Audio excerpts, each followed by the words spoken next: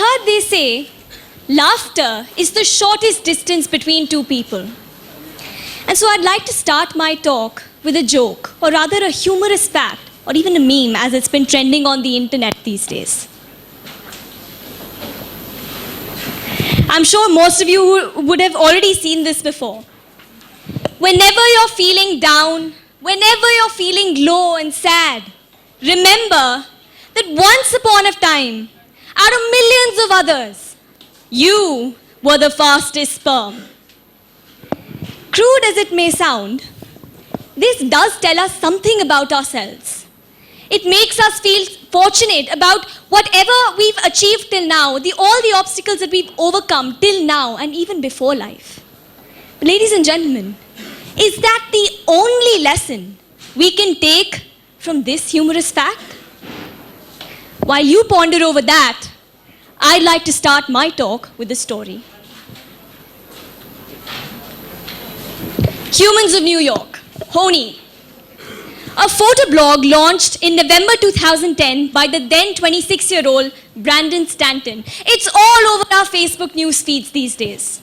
For those of you who don't know what Humans of New York is, it's a photo blog featuring street portraits of people in New York City. The man behind the blog, Brandon Stanton, he, with his penchant for photography, roams around the streets of New York and now even cities abroad, clicking candid photographs of people and then posting their life stories as the captions on his blog. Now, this photo blog gradually began to gain social acclaim when one day, Brandon accidentally posted a status on his Facebook page by simply pressing some buttons on his cell phone. Ladies and gentlemen, this accidental post, this typo, got 73 likes within a minute. That was perhaps the first time this 29-year-old candid photographer came to realize his influence across the globe, the value for his talent of photography, and his potential to put that talent to smart use to touch lives. Now, a few days ago, I was casually browsing through my Facebook newsfeed when I came across this photo posted on the Humans of New York page. This was the photo of a middle-aged Pakistani lady standing in the backdrop of a brick kiln. This lady, Sayyida Ghulam Fatima, had dedicated her entire life to ending bonded labor. She led an organization called the Bonded Labor Liberation Front. Brandon Stanton, when he traveled to Pakistan, he came across her and he covered her story and the stories of all those people who are involved with this organization. He covered them through his photographs and he posted those photos on his blog. He then went on to even launch a fundraising campaign to support this lady's initiative.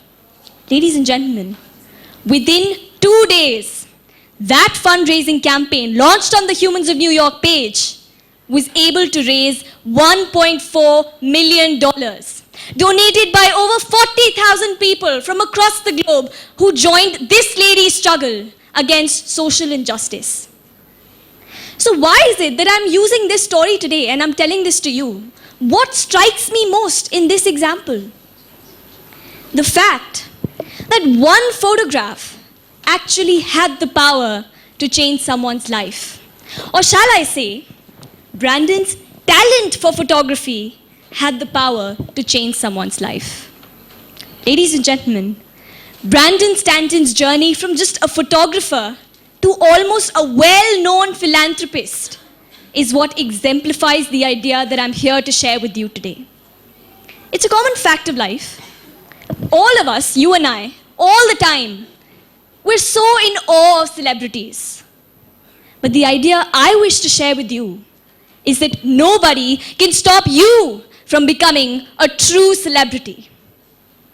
This is the idea that I like to call skill is service to society. Of all things most widely misconstrued by man is the belief that talent is God's gift to man. The average human takes pride in having toiled for years in order to hone a particular skill. And when mastered, this skill, it becomes their identity, their USP in the society. But what happens next? This master, this maestro, this expert, he wakes up one fine morning after all these years when he's thanked his stars for bestowing him with this skill. And he wakes up with this kind of midlife realization, this enlightenment of sorts. And he feels, okay, after all these years, now is the time I should share my talent, I should serve the community, I should help people. But ladies and gentlemen, the question I wish to put forth before you today is, need we wait till society deems us fit, deems us old enough, educated enough, literate enough, learned enough to use whatever skill we have right now as an instrument to connect to people around us? Need we wait at all? Since the last 11 years, I've been learning the Indian classical dance form Odissi. And in all these years, dance has become a salient part of my identity. About a year and a half ago, I enrolled in an NGO near my house as a dance teacher. Now this NGO, they started a program called Bagya, which is a school committed to providing holistic education to children coming from modest backgrounds. They started this summer program where they invited student volunteers like myself to come share a particular skill with these children who did not have the kind of resources we do. Understandably, coming from those kind of modest backgrounds, these children had seen a side to life that some of us cannot even imagine. But as I began to teach them dance, I observed that they were able to express through limbs what they could not through words. These students of mine, who had by now even become my friends, they were able to communicate and they were able to picture, they were able to paint a picture of their life and their struggle using only movements and music as their tools. That's when, as a teacher, I felt that just a little bit of time and a little bit of talent made me a celebrity in their eyes and one in my own conscience. That realization, ladies and gentlemen, the fact that even just with a little bit of knowledge or resources that we have at our disposal, we can help empower someone else, it was a feeling so profound and so gratifying that it moved me to talk about what I'm here to share with you today. Numerous young people like me, like all of you sitting here, at some point of time in our lives, we always think we're going to change the world, we're going to influence positive change, we're going to help people with means fewer than ours. But here lies the problem. What we often tend to forget is that we needn't wait till achieving a celebrity status, a high salary job, or a national award in order to make heavy monetary donations to charity, when we can simply use whatever skill we possess and share it with people around us. When we can simply use whatever talent and knowledge that we have, however limited it might be, to throw light on the realities of a contemporary world which today is shackled by inequality and social injustice. And why not? You and I, all of us, we live in a fast-paced world. We don't have the patience to wait for our YouTube videos to buffer. Ladies and gentlemen, why can't we be impatient enough to share our ideas today, however limited they might be, for the benefit of society? So coming back to the question of talent, being a believer as I am, I'd say, yes, I feel talent is God-gifted. Only it's God's gift to mankind and not one man alone.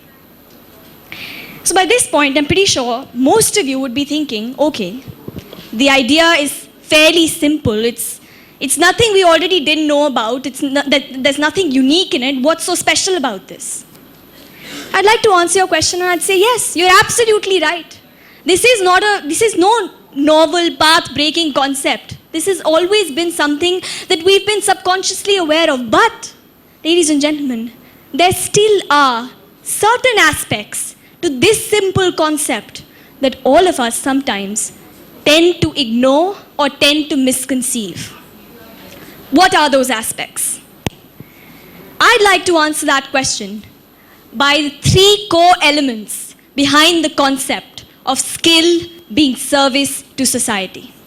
What are those three elements? Skill, service, society. So let's talk about the first element behind this concept. Skill. What exactly is skill?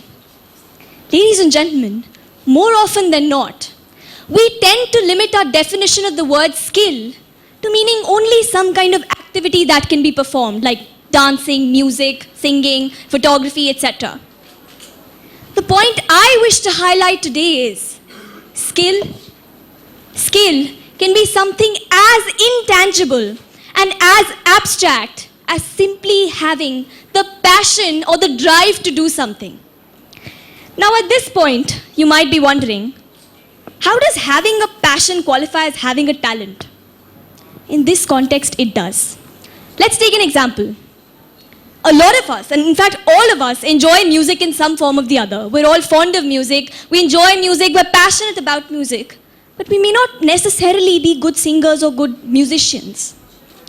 Does that mean that we have nothing to offer? Does it mean that we cannot use our passion in order to create an environment for someone else who might have certain hidden talents? Does it mean that at all? Absolutely not. Ladies and gentlemen, passion itself enables us to contribute to society in a way just the way the skill does, because it helps us to reach out to people. It acts as a latent force which drives us to nurture an environment for those who might have some kind of hidden skill or talent. In essence, what I'm trying to say is, I may not be able to teach someone how to sing, but what I can do is make those resources available to that person through my passion. And in that way, passion serves the same purpose as having a skill. So for all those of you who think that since you're not good painters or good dancers or good photographers and thus you cannot contribute to society, think again. Because each one of us has that one thing that we're extremely passionate about. Use your predilection for that thing to connect with people who don't know about it or who don't have it. Moving on to the second core element behind the concept of skill being service to society. Service. What exactly constitutes a service? Is service only limited to sharing our time and money with those people who are not as fortunate as us or not as knowledgeable as us? Is it restricted to only organizing fundraisers and teaching underprivileged children how to dance? Is there a way we can serve our immediate community? And if yes, then how? To understand that, we first need to have a clear understanding of the third core element behind our concept. Society. Who constitute the society?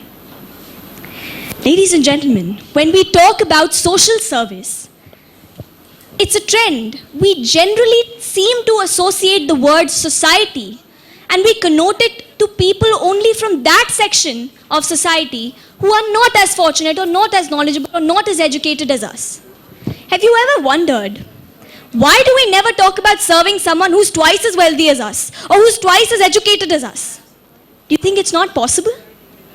Ladies and gentlemen, money and time cannot guarantee absence of ignorance and absence of motivation. So in order to serve society, we first need to broaden our definition of the word society. So now that we know that our immediate community can also be served, let's come back to the question of service. I posed a question before. Is money and time the only way of serving people? Sharing of ideas, ladies and gentlemen, is perhaps the greatest form of service to society at large, because it helps us enlighten someone and empower them to make informed decisions about their life. That, ladies and gentlemen, gives us the power to inspire and to motivate to action people from all walks of life, irrespective of their economic status, their literacy status, and other social and cultural divisions. Here's a thought. All of us today have gathered here to attend a TEDx talk.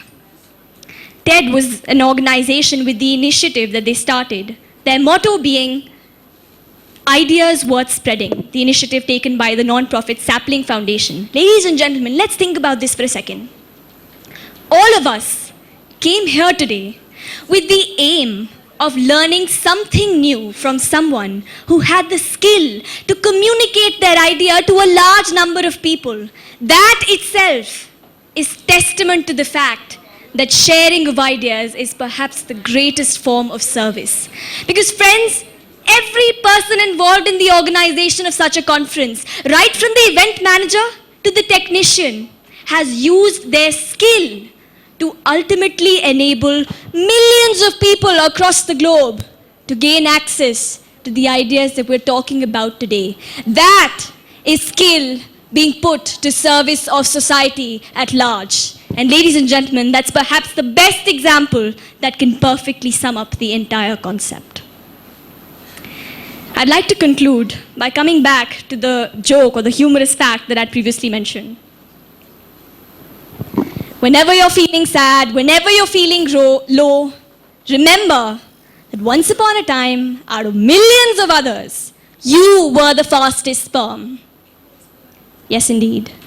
We are fortunate to be here. We are fortunate to be alive. But precisely because we are so fortunate, we need to realize our own worth, our value, our potential, and what we owe to this cosmos, which has invested so much in us, and thus now deserves some kind of returns from us. So if you really are the fastest sperm, make it count. Ladies and gentlemen, nobody can stop you from becoming a true celebrity in the eyes of the world. All you have to do is use your skill to serve society. Success, stardom, and absolute satisfaction is all yours. Thank you.